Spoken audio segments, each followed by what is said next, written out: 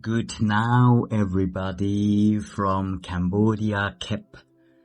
Today it is a bit raining, but nevertheless, I think it is a very special day today for me. I want to talk about the science of inner management. We are always talking about the outside management, etc., but I want to talk today about the inner management. Where to start and why is it such a special day for me today is because 3 years ago today everything changed for me in my life.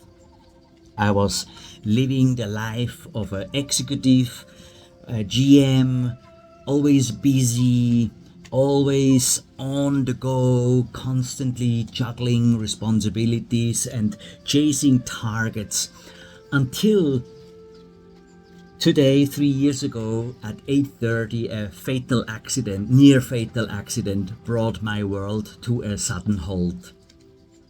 In an instant, all the titles I had, all the achievements I had, all the responsibilities which I needed to do, and roles, etc., suddenly everything disappeared because the accident really completely take me out of my hamster wheel. I was left unable to do what I once did so effortlessly, and I was forced to confront a simple yet deeply uncomfortable question. And sure, I have managed millions of dollars, led teams to success, built hotels and driven projects. Yes, but can I even manage my own peace of mind? That was my big question. So when it comes down to it, if we want to live well inside and outside, everything hinges on how we manage both our external circumstances and, more crucially, in my opinion, ourselves, right? Life at its core is management, plain and simple. And let me repeat that. Life at its core is management. How you manage yourself, how you manage your duties in your life and your tasks. Yet most of the time we only think about management in the context of business or economics, metrics and targets, right? But why don't we even talk about managing life itself, the ebb and flow of our inner world, to manage the inside, the inner world? Honestly, it's a little disheartening how economics seems to run the show, right? Not just out there in the world, in the markets and boardrooms, but within our own experience of happiness too. Everything is external. We try to get the external to be happy internal, and it is a chase the whole life.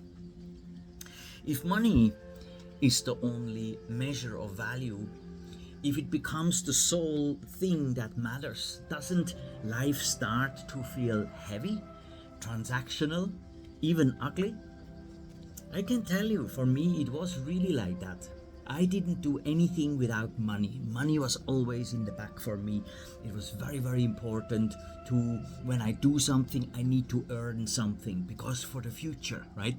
Because we learn that in the future we need to have money, because money gives you the safety and happiness, because you can buy things, etc. I get it, and it does. It gives you for sure a bit of a safety net.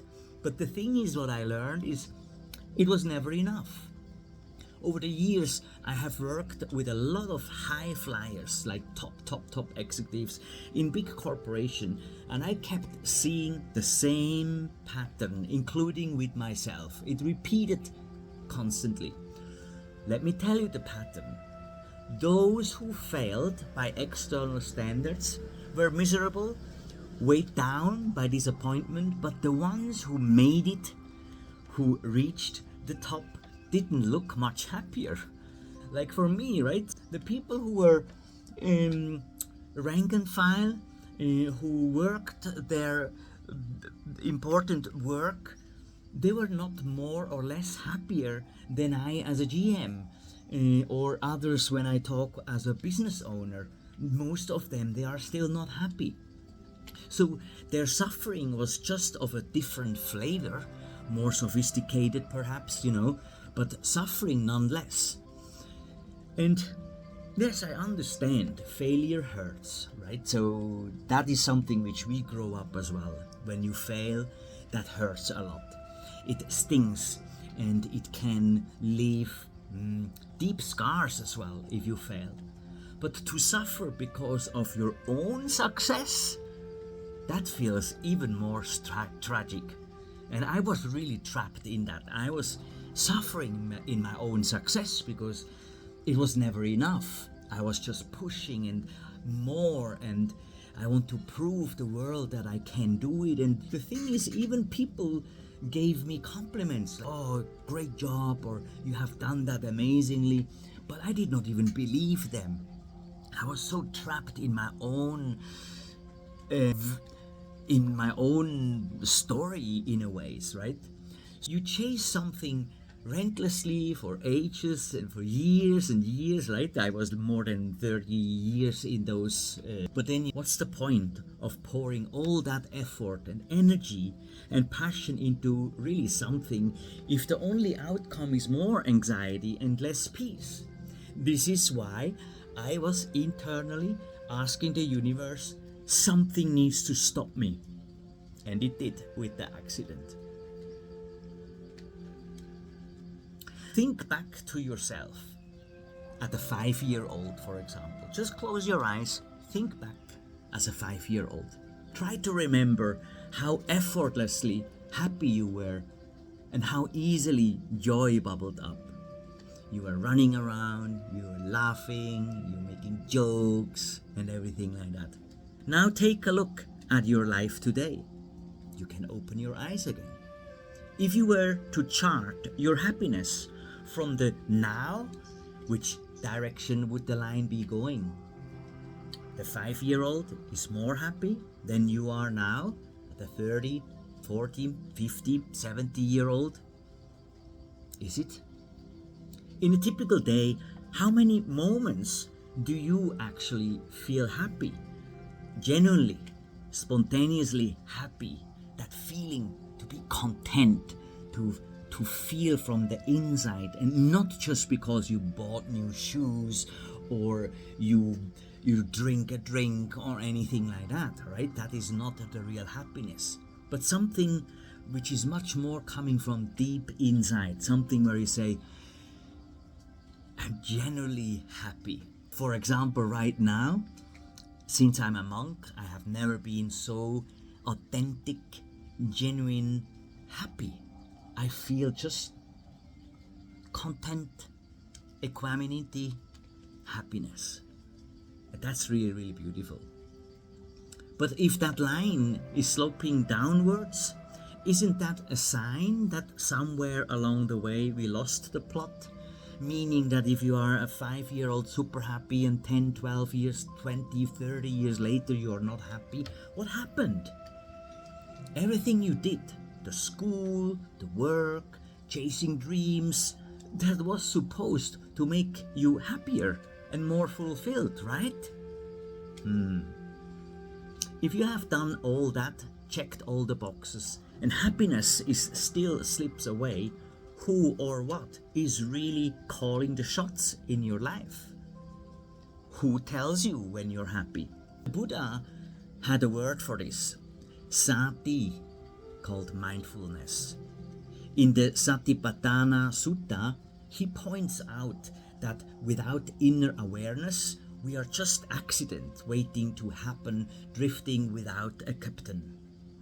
If you don't know how to handle your own mind and your own energy, then managing the outside world becomes a matter of luck, a roll of the dice. If you cannot manage yourself, how can you manage others? And when you are living on an autopilot, always reacting only, you're perpetually one edge, because deep down you are not really in control. You play that game, it's not authentic. The mind is difficult to control, swift and seizes whatever it desires. It is good to tame the mind, for a tamed mind brings happiness. That's from the Dhammapada 35.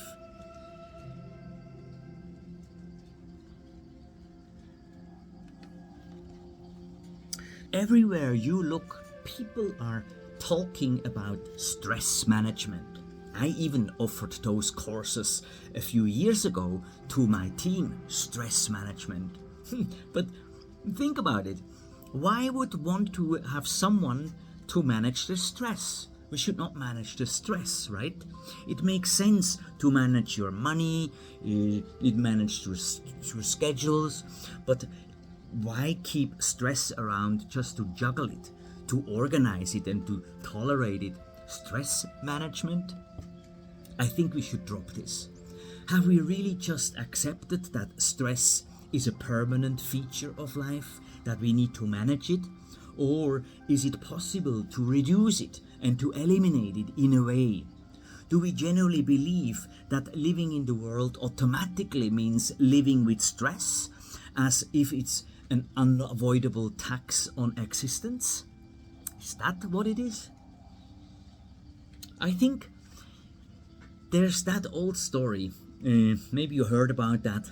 A bird takes a shortcut to the top of a tree, see him fly, only to be shot down by a farmer as soon as it lands. The shortcuts and outside boosts might get you up there quickly, but they don't keep you there. They don't keep you there. If we are searching for fulfillment, can we honestly believe that the next achievement, the next promotion or a milestone will finally make us whole, will finally bring peace? I can tell you something, this is an illusion. When I made meetings or when I had a milestone achieved, we think like, now we are happy and now we have done it. That lasts maybe 5 seconds. And what is then the next thing what we say? Done. What's next? Right? We go on constantly, we go already to the future. We even not even appreciate what we have achieved in the present moment and dwell in it a little bit and enjoy it and celebrate it. No, immediately we snap out of what we have achieved and we go to the next level.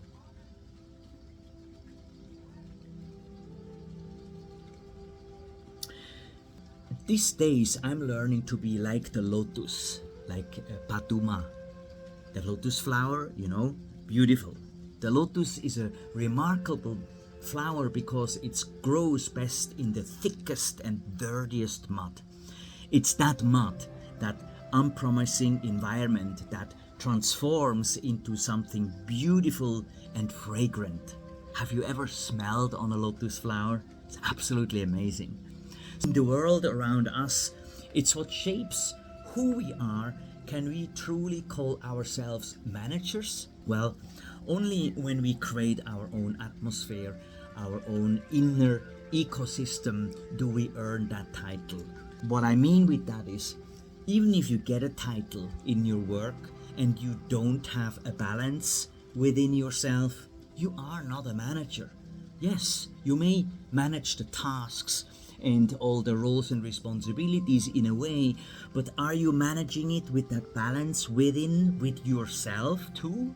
Or are you just going to work to fulfill an external demand, and what you will get is external gratification where people will say, good job, well done. Then you go home, you're empty. Why? Because you are not managing yourself properly. You could run a kitchen for 4 or a company of 10,000 people, but if you can't manage your own mind, if you can't create peace and clarity within, the managing others is bound to go sideways, to unravel at the first sign of trouble. You will get so stressed out from all the things and you don't have the energy and your batteries are draining slowly. What's the point of managing situations, projects and people if in the process you break the human being at the center of it all? Yourself. You break yourself. I was there. If management is fundamentally about well-being, shouldn't it help people grow and flourish and realize their best selves? Bring out their love, their peace, their happiness, compassion? We call that the love is metta, the peace is shanti, and our compassion is karuna in the Buddhism terms.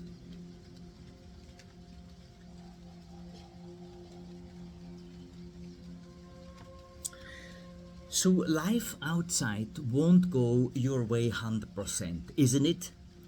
We know it. It's not happening. We plan something, it gets destroyed. We plan another thing, it gets changed from the outside or from your side. That's just reality. Circumstances, people, events are often beyond our control. We cannot control it. It's outside of our control. But inside, that should be yours to shape, to nurture, to master. What is inside you? What's happening inside? Mostly what we do, we are focusing 90% of our days what happened outside every day. Like literally in the morning, we take the phone and see what others do, right? It's not like, what am I doing? How should I feel? And we look inwards because it's uncomfortable, because it's silent there. And this has to change if you want to be a manager who can recharge your batteries every day. If you can't get your own body, your mind, and your emotions to work for you, to support you, what could possibly be worse? If you cannot manage yourself, who else can? When someone else controls your environment, you call it slavery, right? That's what we do. When somebody else controls the environment, we call it slavery. But if someone else controls how you feel inside, if you hand over your peace of mind, your sense of self to circumstances or other people, isn't that even worse? Think about it. Isn't that a deeper form of bondage, of slavery, of torture, when other people have the control about you? Think about it. In the end, our lives become truly beautiful. Not simply because of what we achieve, but because we include others in our vision of well-being. That's, in my opinion, the real bridge. Moving from mere high performance, from success defined by external metrics, to a true belonging, a sense of connection, compassion, and shared joy that makes life not only bearable, but deeply meaningful and fulfilling. Think about if you are a CEO, if you are a business owner, if you are a general manager, even if you are a manager in your team, if you just push and push and push without actually being a human, so that your subordinates or your team is feeling that there is someone who enjoys and is passionate and is authentic and enjoys what they do, that will increase automatically your profit. Automatically. My tip as well is, when you find yourself frustrated by a disorganized situation today, just pause. If somebody is changing a meeting, schedule or anything and is out of your control, you just have to follow, well, just pause. Breathe in, breathe out, and focus on something what you really can control. And while you do that, ask yourself, is this situation managing me Or am I the manager of my own reactions?